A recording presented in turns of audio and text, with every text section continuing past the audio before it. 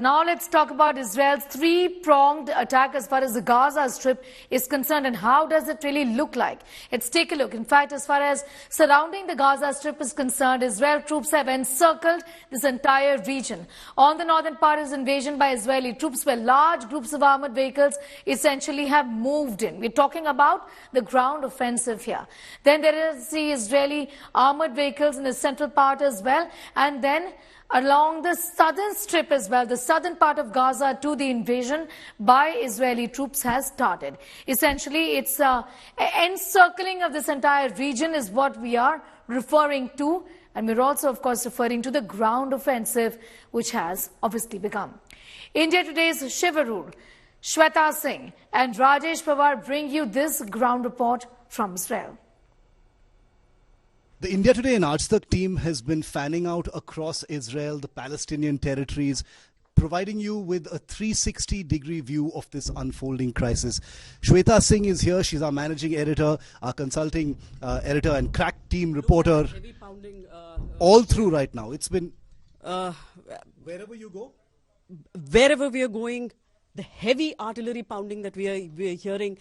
We happen to be here, all three of us together. Otherwise, we move as independent units, individual units, getting you stories. But this place is heartbreaking. More than 1/4 of the people either killed or abducted, Shiv. Yeah, it's insane. 1/4 of 400. Rajesh, you've been in the north. You've been to the kibbutzes here as well.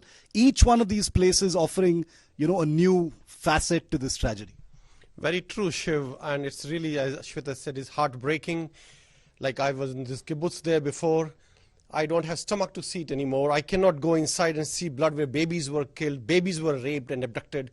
I just cannot explain it what it is. It's like you cannot have your dinner after that. It is so bad, and the world needs to know this, and people who are supporting Hamas blindly needs to know this, that these people were not humans, they were animals, and the way they behaved here. And these children, small children, some of them 4, 5-year-old, are still being held captive without their mothers, without their parents, or their parents were shot in front of them.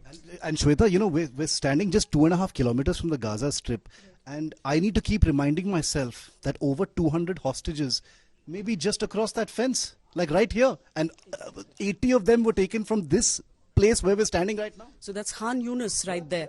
And there are areas, yes, and there are areas which have places from where they're firing their rockets and missiles. And that is why last night, it was hell here.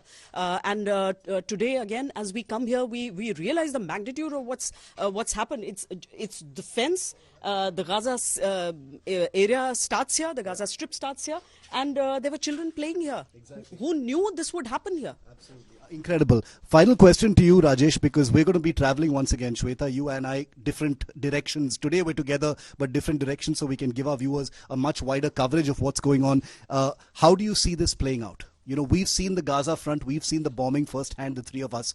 What's next in your view of the land operation?